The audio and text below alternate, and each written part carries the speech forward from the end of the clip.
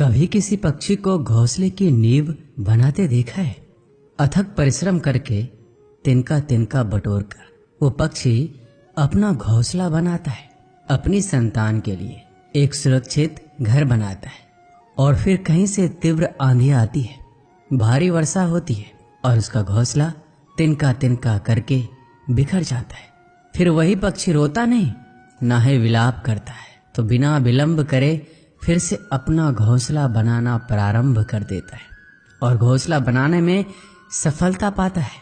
फिर हम क्यों छोटी छोटी असफलता से भयभीत होकर परिश्रम करना छोड़ देते हैं? एक बात सदा याद रखिए कि हर वृक्ष कुल्हाड़ी की एक मार से नीचे नहीं गिरता, हर चट्टान एक प्रहार से नहीं टूटते। सफलता पाने के लिए अनावरत परिश्रम करना ही मात्र एक मार्ग है। जब भी आप पढ़ाई करो तब आप ये सोचें कि आखिरी बार पढ़ रहा हूँ, कल मेरा परीक्षा है। यकीनन इस सोच के साथ की गई तैयारी एक अलग लेवल की होगी और आप बड़े आराम से परीक्षा पास कर लेंगे। श्री कृष्ण कहते हैं, संघर्ष पिता से सीखिए, संस्कार माता से, बाकी सब तो ये दुनिया सिखा ही देगी। अवसर और सूर्योदय में एक ही समानता है, देर करने वाले इन्हें खो देते हैं। किसी के बुरे वक्त में उसका हाथ पकड़ो, सहारा दो और उसे हिम्मत दो, क्योंकि बुरा वक्त तो थोड़े समय में चला जाएगा, लेकिन वो आपको दुआ जिंदगी भर देता रहेगा। जब समझ ना आए कि क्या करो तो कुछ देर ठहर जाना खुद के लिए, खुद के ही साथ अकेले में। इतनी देर भी मत करना अपने सपने को हकीकत बनाने में कि समय के साथ साथ उम्र भी निकल जाए और सपना सपना ही बनकर रह जाए। यदि कड़ी मेहनत आपका हथियार है तो सफलता आपकी गुलाम हो जाएगी। अगर बुरी आदत समय पर ना बदली जाए तो बुरी आदत समय बदल देती है। हमारी सबसे बड़ी कमजोरी हार मानने में है। सफल होने का सबसे निश्चित तरीका हमेशा एक बार और प्रयास करना है। श्री कृष्ण कहते हैं, मेरी सफलता को देखकर हैरान है बहुत लोग। किसी ने मेरे पांव के छाले नहीं देखे। जो खो दिया उस पे कभी सोचना नहीं, जो मिल गया उसे कभी खोना नहीं। अगर सफलता पानी है तो कभी वक्त और हालात पर रोना नहीं। मंजिल दूर ही सही पर घबराना मत, क्योंकि नदी कभी नहीं पूछती कि समंदर अभी कितना दूर है। आपका भविष्य उससे बनता है जो आप आज करते हैं, कल नहीं। कामयाब इंसान खुश रहे या ना रहे, लेकिन खुश रहने वाला इंसान कामयाब जरूर होता है। बहुत कुछ बदलता है हर रोज, लेकिन मेरे हौसले नहीं बदलते। बदलता हूँ तरीके जरूर, लेकिन मेरे इरादे नहीं बदलते। हर दिन एक शुभ दिन होता है, जरूरत है तो बस शुरुआत करने की। जिंदगी जीने के दो ही तरीके होते हैं, एक जो हो रहा है होने दो, बर्दाश्त करते जाओ, या फिर जिम्मेदारी उठाओ उसे बदलने की। अपनी उन्नति के लिए प्रयत्न करते रहिए। स्वयं को पतन की ओर मत ले जाइए, क्योंकि व्यक्ति स्वयं ही अपना शत्रु भी है और मित्र भी है। जीत हासिल करनी है तो हमेशा खुद से ये बोला करो। 97% लोग जिंदगी में जल्दी हार मान लेते हैं और उसी 3% लोगों के लिए काम करते हैं जो कभी हार नहीं मानते। इंतजार मत करो, जितना तुम सोचते हो जिंदगी उससे कहीं ज्यादा तेजी से निकल रही है। श्री कृष्ण कहते हैं, ईमानदारी सबसे महंगा उपहार है। सस्ते लोगों से उसकी उम्मीद रखना बेकार है। किसने कहा तू अकेला है?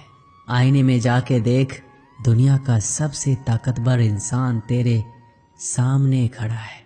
जगह जगह प्रयास करने से अच्छा है एक ही लक्ष्य पर कड़ी मेहनत और लगन से काम किया जाए। सफलता अवश्य मिलेगी, परिंदों को मिलेगी मंजिल एक दिन, ये फैले हुए पर बोलते हैं। सुबह जल्दी सिर्फ 3 लोग उठते हैं, माँ, मेहनत और मजबूरियां। अपने जीवन को इतना रोशन करो कि कोई आपका परिचय देते हुए गर्व महसूस करे। जो सच में कुछ पाना चाहता है उसे पाने के लिए आखिरी दम तक लड़ता रहेगा। हो चुका आगाज रन का, युग बदलने की तैयारी, जीत उसी की होगी जिसका संघर्ष है जारी। हिम्मत का मतलब डर का ना होना नहीं है, बल्कि ये सोचना है कि डर से भी ज्यादा जरूरी कुछ और है। खुद की तरक्की में इतना समय लगा दो कि किसी और की बुराई का वक्त ही ना मिले। बदल जाओ वक्त के साथ या फिर वक्त बदलना सीखो, मजबूरियों को मत कोसो, हर हाल में चलना सीखो। हर वो आवाज दबानी है जिसने कहा था तुमसे नहीं होगा। मेहनत कर, संयम रख, भरोसा रख, जो तेरा है तुझे मिलकर रहेगा। अगर आपकी आय का साधन केवल उसकी सैलरी है तो आप गरीबी से केवल एक कदम आगे हैं। खुद के सपनों के पीछे इतना भागो कि एक दिन तुम्हें पाना लोगों के लिए सपना बन जाए। आप सफलता तब तक नहीं प्राप्त कर सकते जब तक आप में असफल होने का साहस ना हो। श्री कृष्ण कहते हैं, मोती कभी किनारे पे खुद नहीं आते, उन्हें पाने के लिए समंदर में उतरना ही पड़ता है। अगर आप कुछ ऐसा पाना चाहते हैं जो आपने पहले कभी नहीं पाया तो आपको कुछ ऐसा करना पड़ेगा जो आपने पहले कभी नहीं किया। नींद से इतना भी प्यार ना करो कि मंजिल भी ख्वाब बन जाए। अगर आप सकारात्मक बोलोगे तो आपको सब सकारात्मक ही दिखेगा। अपने दिमाग को हर स्थिति में अच्छा देखने के लिए ही प्रशिक्षित करें। अगर आप बुरी स्थिति में भी अपने आप को सकारात्मक रखते हैं तो ये आपकी जीत है। अगर आपने ये मन में ठान लिया कि आप कर सकते हैं तो इसी में आपकी आधी जीत हो जाती है। जीवन में हमेशा मुस्कुराने की वजह नहीं मिलती, लेकिन आपकी मुस्कान दूसरों के मुस्कुराने की वजह जरूर होती है।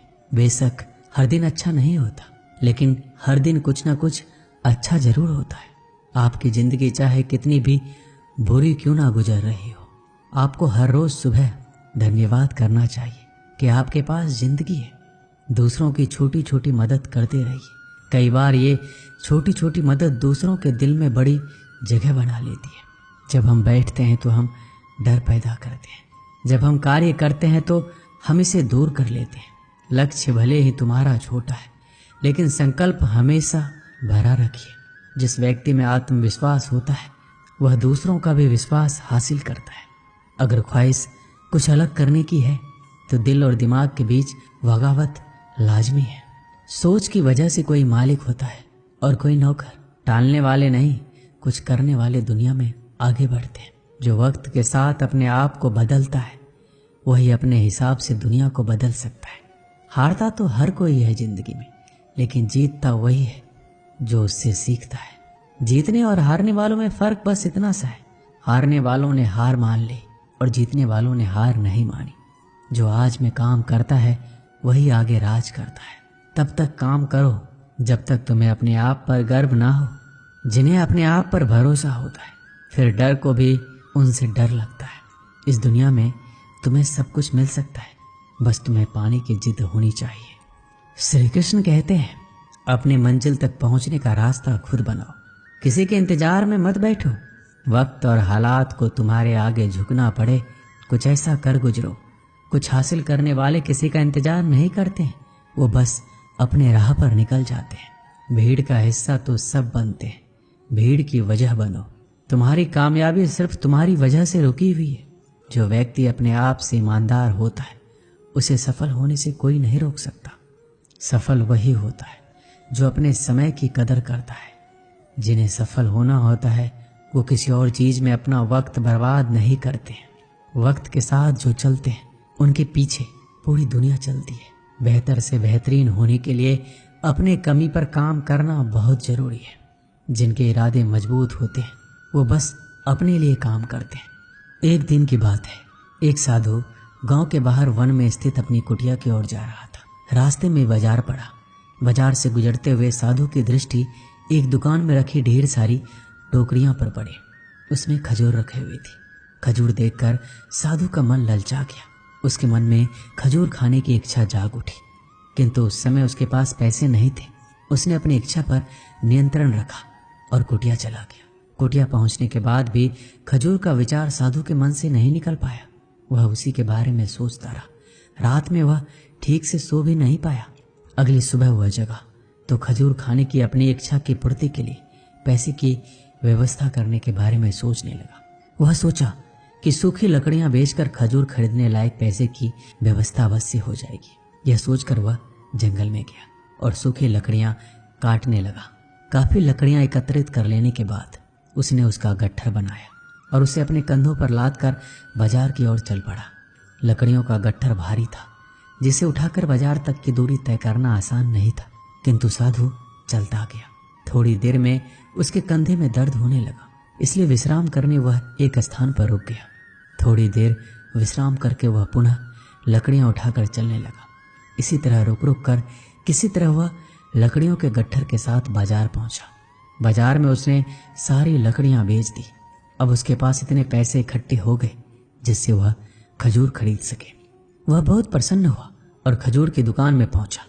सारे पैसों से उसने खजूर खरीद लिए और वापस अपनी कुटिया की ओर चल पड़ा। कुटिया की ओर जाते जाते उसके मन में विचार आया कि आज मुझे खजूर खाने की इच्छा हुई।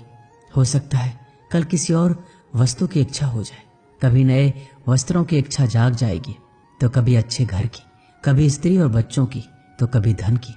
मैं तो साधु व्यक्ति हूँ, इस तरह से तो मैं इच्छाओं का दास बन जाऊंगा।